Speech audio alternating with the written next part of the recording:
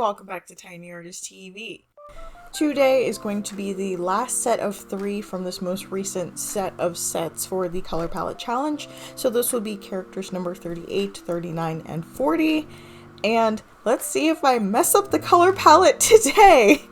So we have our chart of colors with the corrections. I went back and corrected that the first one for number 35 is supposed to be Hydrangea, not Sunkiss. And then the other correction being I thought number 11 was Blackberry, is actually Gingerbread House. So maybe today I'll get it right. So let's go ahead and pull up the number generator. Hey, number 74, I think we've done this. That was very early on. I think that was number 6. It was way back in the beginning. It was my like steampunk kind of anime girl. So we're gonna do another generation. 91. Video games. And we're gonna mark these in, let's do blue. Because I took the blue ones off. I went ahead and changed those to green, so we can do blue. Alright, number 39 is number 43. Poison Ivy. There's the blue. And number 40 is going to be 102. We got a big number. And it's been done. Alright, let's roll another one. Number 3. Now I know for a fact that we just did this one. Number 72. I think we've done 72. Spring Morning. Let's roll it again. 75, Jawbreaker. That was from the Magical Girls series. 68, Esmeralda. 111, Abby XY. How? Okay, you know what? Let me refresh the generator because this is absurd. Number 26. Okay. Blastoise! Cheese and crackers. Okay, you know what? Hold on a second.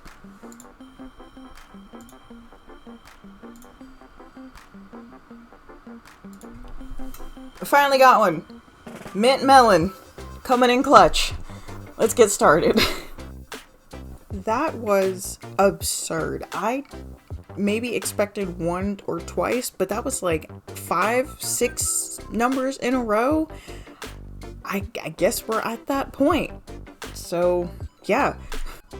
At this point, we will have done just over 30% of the color palettes that I have generated. So, yeah, that's, you know what, that math, that probability, that actually checks out all the way. It's just wild that that happened like that. And I'm so sorry that you had to sit through that. Granted, I could just edit it out, but I think it's funny, so I'm keeping it in. But enough about that. Let's talk about the drawing, which is what you're actually here for. So, with this color palette being named Video Games, this is actually, it's funny. So this is inspired by, the name is inspired by a scarf that I made that has these same colors in it. It was black with all of this cool neon stuff, and anyway, just, I don't know if you needed to know that, but I named the scarf Video Games, so the color palette having the same colors is also named Video Games. And of course, both of those are inspired by the very bright arcade colors. So yeah, it all just goes back to 8-bit neon fun. And so I wanted to do something that was kind of, so if any of you have seen Gravity Falls, there's this character about maybe season 2 or 3, I don't know, named Giffany. And she is this very cute neon character. She has like cords for bows, and she is based off of another character, which I'm surprised Gravity Falls went this direction, but the show did get progressively darker as it went along. So Giffany is based on Monica from the Doki Doki Literature video game, and so she's this very possessive dating sim character who lives inside the game. I guess I could be speaking about both characters, but I'm more specifically speaking about Giffany from Gravity Falls.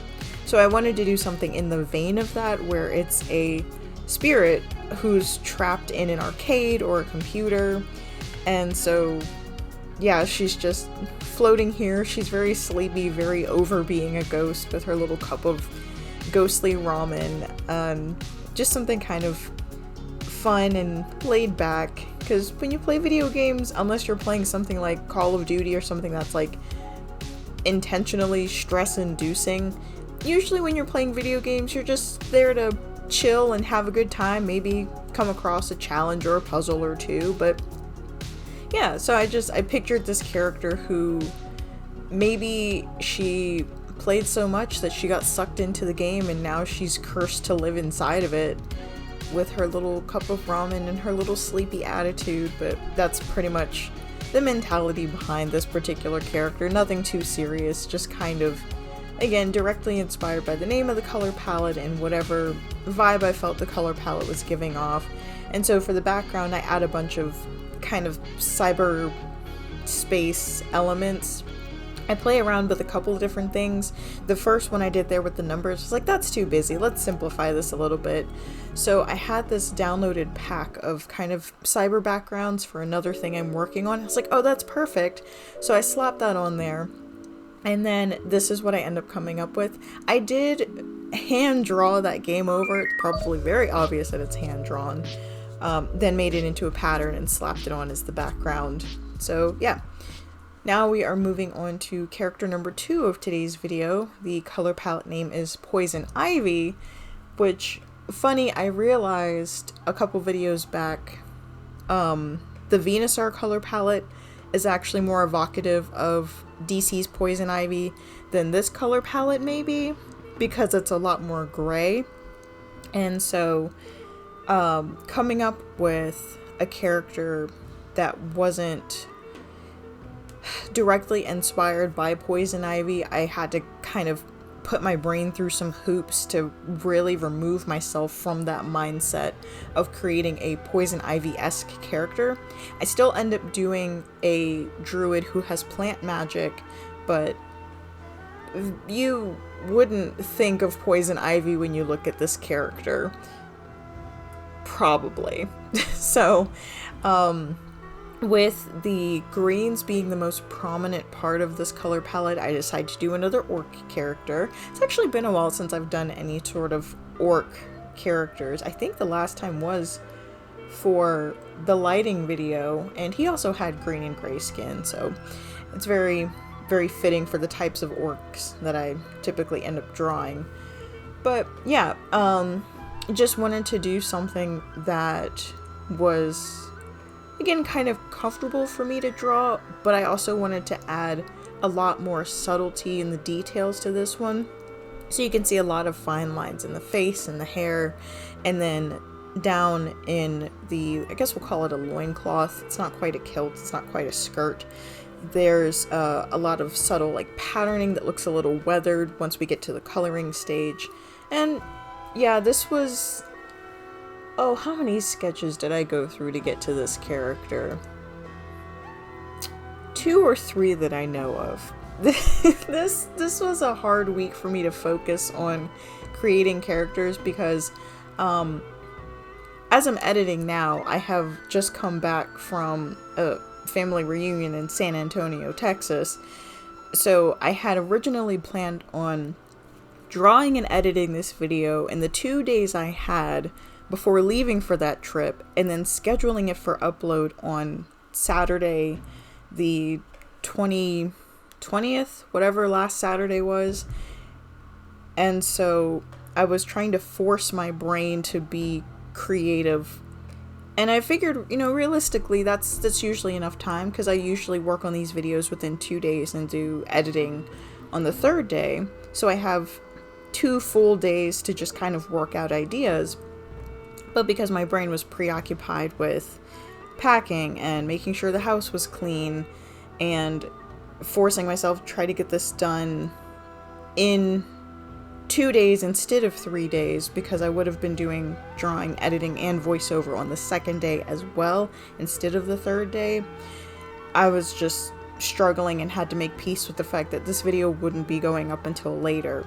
So here we are, later, and I pretty much The only drawing I finished before now was video games. And actually, even that, it was just the sketch that I had finished. The other two were basically blank canvases with some notes and the color palette on it.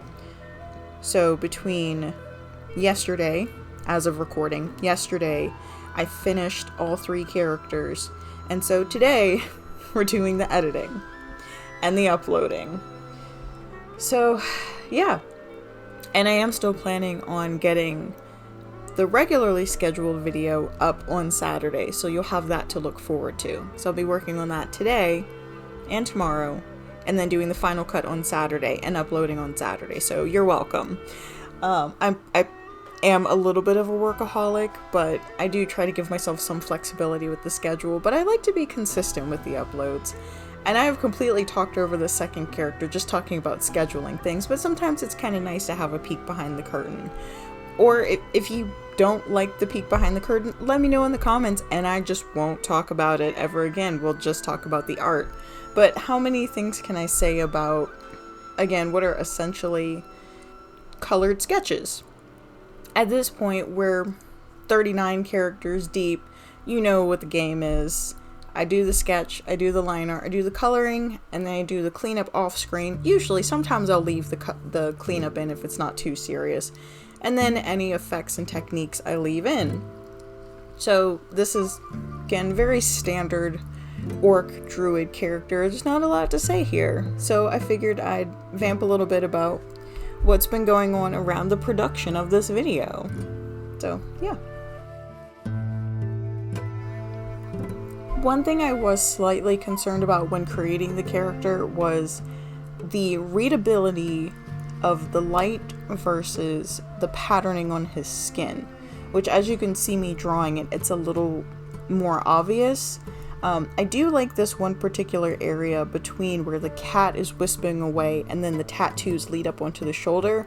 I think it just shows a little more connectivity between this cat spirit and the orc character. And then as far as the skull, it's kind of left up to interpretation whether the skull belongs to this cat spirit or whether it belongs to some other unfortunate victim of this orc. Initially it was supposed to be more of a helmet, and it is still kind of supposed to be purposed as like a helmet that he wears, but yeah, this is character number 39 with the color palette Poison Ivy. This was another character where I had trouble getting through the initial sketch. I went through about 3 different sketches. There's one that I just completely cut out because it's not even worth showing. But you know what helped finally nail down the vibe, the kind of overall character look that I was going for? Say it with me. Gathering references. Once I gathered up my little pastel army, the execution was just, you know, a lot more seamless. And I don't always need references for my ideas, but it's like, if it's something that I can more clearly see in my head that I'm able to draw out, sometimes having references to just have as like a hard point to look back at just really helps me translate the idea from what's in my head to what I want to put down on the paper, or in this instance, what I want to put down on my tablet. But yeah, so I have this cute little scamp.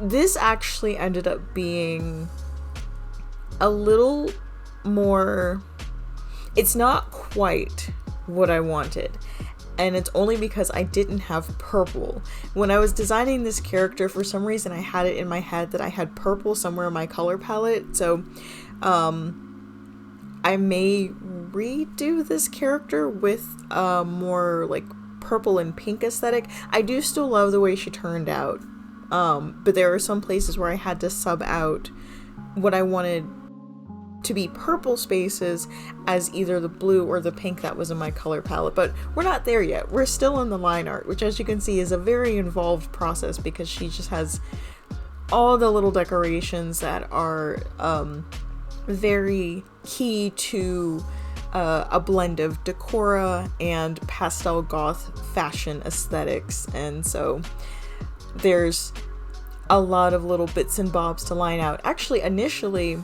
all of the bows, I had those in the sketch as a placeholder, and I was just going to do what I normally do with decorations. I do this with some of them, but where I have a different layer and I just color and I have it as an auto outline. But I actually liked having the hard bows there, and then I add in a couple of decorations in between the hard line bows, so it wasn't, you know, too big of a fiasco to just go ahead and draw those in instead of creating a new layer just for her hair accessories and whatnot.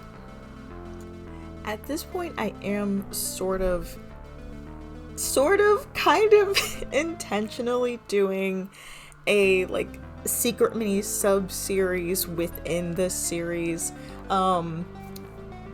As far as like the look of her, I wanted to do another Candy Fighter.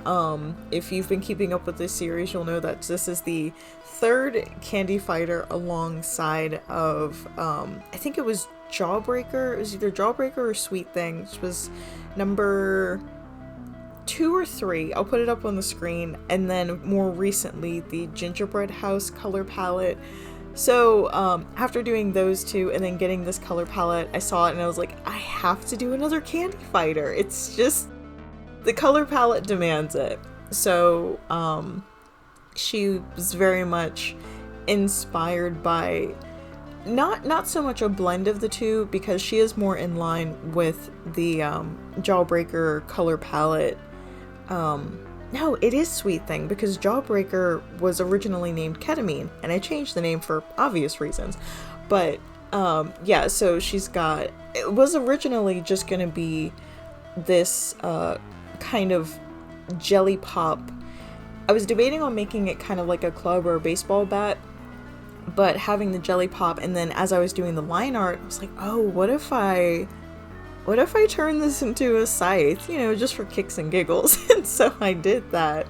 And so she is kind of, again, number 3 in this sub-series of Candy Fighters that I've been creating in the midst of these 115 different characters. And now it actually is 115 because I made an edit to the color chart, and you'll see that I have an announcement coming up as far as that's regarding. But yeah,